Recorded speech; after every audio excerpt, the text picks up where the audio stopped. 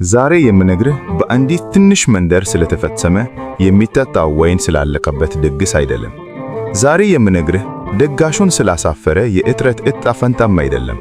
ዛሬ የማወራው ስለ መጪው ጨለማ ሳይሆን ያንን ጨለማ ስለሚገፋው እውነተኛ ብርሃን ነው። በዚያች በተወደደች ዕለት በቃና ዘገሊላ ድግስ ተጥሎ ነበር። ሳቅና ጨዋታው ሞቅ ብሏል። ነገር ግን በዚያ ሳቅ መካከል ድንገት የማለቅ የእጥረት ድምፅ ተሰማ። የደስታው ምንጭ ደረቀ፣ ወይኑ አለቀ። ዛሬስ የኛስ ዓለም፣ የኛስ ውድ ሀገር ኢትዮጵያ፣ ፍቅራችን ያለቀ፣ መተሳሰባችን የደረቀ፣ የሰው ልጅ ደስታ በራስ ወዳድነት አጥር የታጠረበት ዘመን ላይ አይደለንምን? አንተስ ወዳጄ በዚህ አስቸጋሪ ጊዜ የምታየው ባዶ ጋኑን ነው ወይስ ጋኑን በታላቅ ጸጋ የሚሞላውን ጌታ? ዛሬ በቃና ዘገሊላ ሰርግ ቤት ተገኝተን የጎደለውን ሕይወታችንን እንዴት እንደምናስሞላ በጥልቀት እንወያያለን። ይህም ቪዲዮ ለብዙዎች መጽናናት ምክንያት እንዲሆን ላይክ በማድረግ እንድትጀምሩት በአምላካዊ ፍቅር እንጋብዛለን። የቃና ዘገሊላ ምስጢር እና የእመቤታችን አማላጅነት። በቅድስት ኦርቶዶክሳዊት ተዋሕዶ ቤተክርስቲያን አስተምህሮ የቃና ዘገሊላ ተአምር የጌታችን የኢየሱስ ክርስቶስ የመጀመሪያው መለኮታዊ ክብር መገለጫ ነው። ሰርገኞቹ ተጨነቁ። ሰው ምን ይለኛል የሚለው ጭንቀት ቤቱን ወረረው። ነገር ግን በዚያ ድግስ ላይ አንድ እንግዳ ነበረች። የጭንቀት ሰለባ ያልሆነች፣ ይልቁንም ጭንቀት ግን ቀድማ የምታይ ድንግል ማርያም። እመቤታችን ወይን የላቸውም ስትል ስለ መጠጥ ማለክ ብቻ እየነገረችው አይደለም። ይልቁንም ሰላም የላቸውም፣ ፍቅር የላቸውም፣ ተስፋ የላቸውም ማለቷም ጭምር እንጂ። ዛሬም ወደ ልጇ ፊት ቆማ የምትለው ይህንን ነው። ልጄ ሆይ ኢትዮጵያውያን ፍቅር የላቸውም፣ ዓለም ሰላም የላትም። ጌታችን ጊዜ ገና አልደረሰም ሲላት፣ እሷ ግን ለሰዎቹ የሰጠችው መመሪያ ዛሬም ለኛም ጭምር የተሰጠ ትእዛዝ ነው። የሚላችሁን ሁሉ አድርጉ። ይህ ነው ቁልፉ። ሕይወትህ እንዲለወጥ ከፈለክ፣ ከራስ ወዳድነት አዘቅት መውጣት ከፈለክ፣ ክርስቶስ የሚልህን ሁሉ አድርግ። እርሱ እርስ በርሳችሁ ተዋደዱ ብሎሃል። አንተ መጥላትህን ካላቆምክ ታዲያ እንዴት ወይኑ ይጣፈጣል? ሕይወታችን ያማረ እንዲሆን የግድ መዋደድ አለብን። የአሁኑ ዘመን ባዶ ጋኖች፣ ራስ ወዳድነትና ስግብግነት።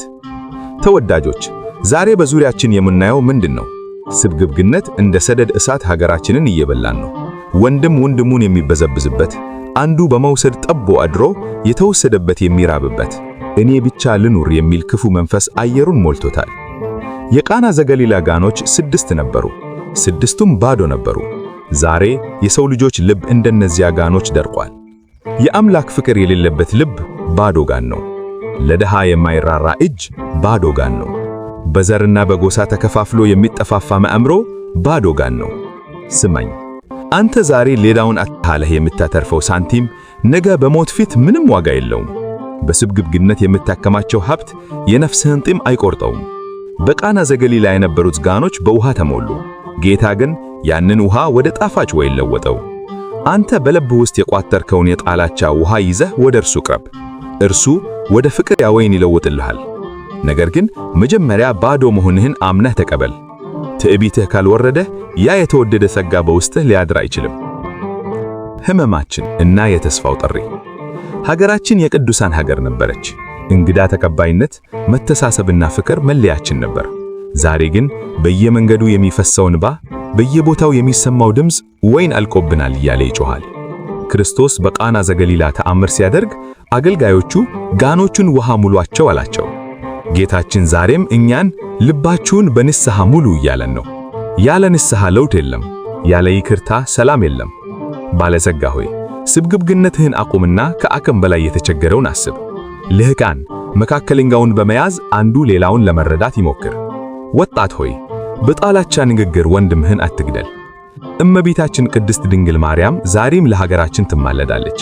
ታዲያ እኛ የሚላችሁን አድርጉ የተባለውን ትእዛዝ መቼ ነው የምንፈጽመው? የክርስቶስን የፍቅር ሕግ ስንሽ የቃና ዘገሊላው በረከት ከቤታችን ይርቃል። ጌታ ውሃውን ወደ ወይን የለወጠው በቃሉ ብቻ ነው። ያ ቃል ዛሬም ኃይል አለው። ያ ቃል ዛሬም የኢትዮጵያን መከራ ወደ ደስታ፣ ጣላቻውን ወደ ፍቅር የመለወጥ አቅም አለው። ዋናው ጥያቄ ይህን ለመቀበር እምነቱ አለን ወይስ አሁንም በባዶ ጋኖቻችን እንመካለን? ተወዳጆች የቃና ዘገሊላ ታሪክ የሚያስተምረን ትልቁ ቁም ነገር ክርስቶስ ባለበት ቦታ ጉድለት ትርጉም እንደሌለው ነው። ውሃው ወደ ወይን ሲለወጥ የመጨረሻው ወይን ከመጀመሪያው ይልቅ ጣፈጠ። የቀደመ ሕይወትህ በኃጢአት የቆሸሸ ሊሆን ይችላል። ትላንትህ በስግብግነትና በራስ ወዳድነት የታወረ ሊሆን ይችላል። ነገር ግን ዛሬ በዚህ በበዓል ቀን ጌታ ወደ ሕይወትህ ድግስ እንዲመታ ፍቀድለት። እመቤታችንን እናቴ ሆይ በሕይወቴ ወይን አልቆኛል፣ ፍቅር የለኝም፣ ሰላም የለኝም፣ ለምኝልኝ በላት። ጌታችንም ያንን መራራ ሕይወትህን ወደ ጣፋጭ ወይን ይለውጥልሃል። ዓለም በጨለማ ብትዋጥ አንተ የብርሃን ልጅ ሁን። ስግብግነት በነገሰ ዘመን አንተ እሸት ይሁን። ጣላቻ በሰፈነበት መንደር አንተ አስተራኪ ሁን። የቃና ዘገሊላ በረከት የሚገኘው በቃሉ ለሚኖሩት ብቻ ነው። የቃና ዘገሊላ በረከት በሁላችን ላይ ይደር። ጌታችን ኢየሱስ ክርስቶስ የሀገራችንን ሁኔታ ወደ ተሻለ ደስታ ይለውጥልን። የድንግል ማርያም አማላጅነት አይለየን። ያለቀውን ፍቅራችንን ያድስልን። ባዶ የሆነውን ጋናችንን በበረከቱ ይሙላልን። ምስጋና ይሁን አንድ አምላክ ለሚሆን ለአብ ለወልድ ለመንፈስ ቅዱስ ዛሬም ዘወትርም ለዘላለሙ አሜን።